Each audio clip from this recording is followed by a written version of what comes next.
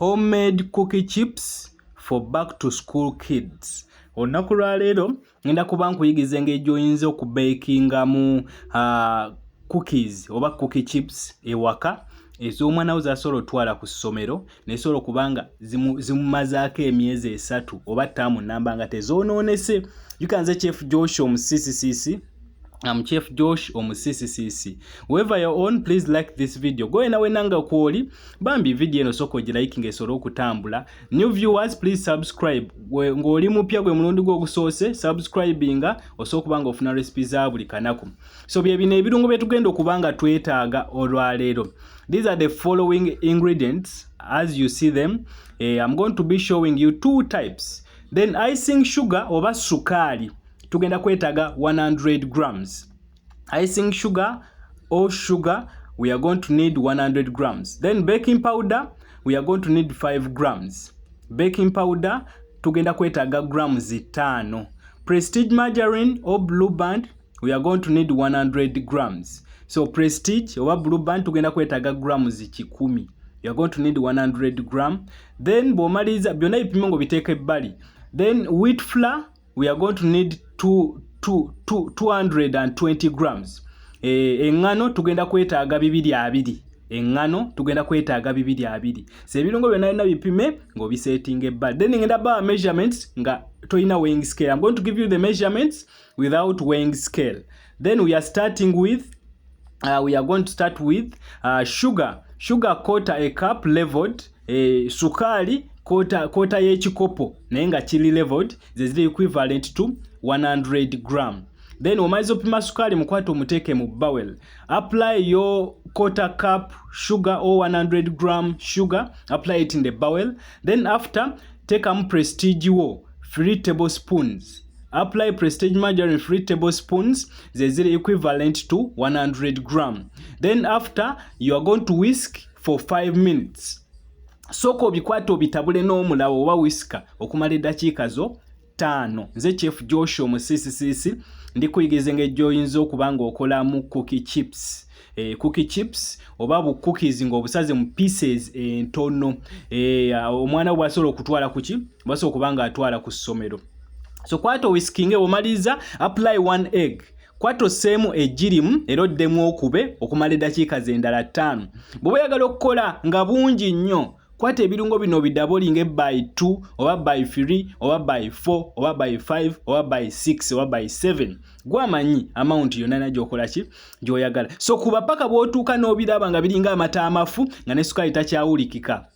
Then wheat flour, we need 1 cup. 1 cup naye nga tekijjudde bulungi ziri equivalent to 220 grams. Ekikopo kimu eky'engano kyenkanankana ne 220 ez'engano. Then womaliza kwata oteeke ku sowaani yo. Then apply baking powder 5 grams ziri equivalent to 1 tablespoon. Naye kwata ne baking powder omuseemu. Then omaliza okuteekamu baking powder saamu ne garama masala obimixinge buki bulungi. Baking powder tetula muteeka mu cookies. Ne wano tumuteekamu engeri ziri ntino za go back to school twagala biwere buki biwerere ddala bulungi. Then womaliriza get your dry ingredients, apply them in your first mixture.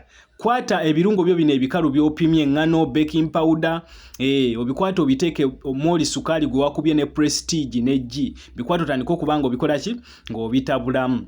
Then after applying the dry ingredients, keep kneading. Keep kneading. If you have also vanilla essence, you can apply some vanilla essence here. Bobo ina ne kali aka vanilla essence akawoowo buno bwetero teeka mu cake nawo so buteeka mu 1. Kwata ogoyenga bo applyinga muko engano ntono bolaba ng'ekyagondagondamu esobola okubanga eguma mu katono. Then kwata ka prestige otandika okubanga ogiriisinga baking tray yo. Yes, grease your baking tray with some prestige or blue band. Then womaliza kwata oroolinga eddo eno ofuna okufuuka yano ya mubiri mutono. Roll the dough but make sure that it is thin. It is thin. After slicing it, you chop it into medium pieces. After slicing, chop it into medium pieces. Bukwato gislicing, omalo gislicinga, jikwato gisalisa mu pieces obutono. Then tandika okubeera nga obuteeka kuki ku baking tray. In fact, sala pieces nga bulinga obwa daddies. salawo pieces nga bulingo obwa daddies oba nga butono bunene kokko ku bwa daddies. Then we tumaliriza we are going to preheat the oven. Soko okwate osooka oteekeko oven yo okumala eddakiika zo 5 nga tonnabateekamu. So oven gikwate ogiswitchinge waggulu ne wansi omuliro gumaleeyo. Then oluvannyuma lw'eddakiika 5 after 5 minutes before you bake preheat the oven. After 5 minutes, yes, put your cookie chips. You bake them for 5 to 10 minutes until you got them brown. Then at that point you are going to set your minutes and you also bake until you got them brown. Kwata obaking paka obulaba nga bumyuse bulungi. Kati wadde tebumyuse bulungi ne tusalawo tuzeeyo. Then after, when you see them at this point, make sure that you remove the heat down. You remain with only the top heat. Sigaza just omuliro gwo waggulu gwokka busobola okubanga bumyuka buki nga bumyuka bulungi. So buno we bayita bu cookie chips. Bukwata obusetting ebbali, omaze obusetting ebbali, buleke bukuulinge, omaze okuulinga parkinga omwana musindika kusomera agenda buliirako okumala emyezi 3 oba 5 ki namba. Set them aside to cool. After cooling, you pack them for your kid. Your kid is going to enjoy these snacks for like 3 months or even more than a term. Super Kitchen School, we are located Kawempe Kirokole Tula Road. Super Kitchen School to training cooker, bakery, barista ne pastries mu short courses gwayagala okusomako ebitono. Oli ayagala kusomako bitono yagala kwetandikira business. Jango somo mwezi gumu, myezi 2, myezi 3, myezi 4.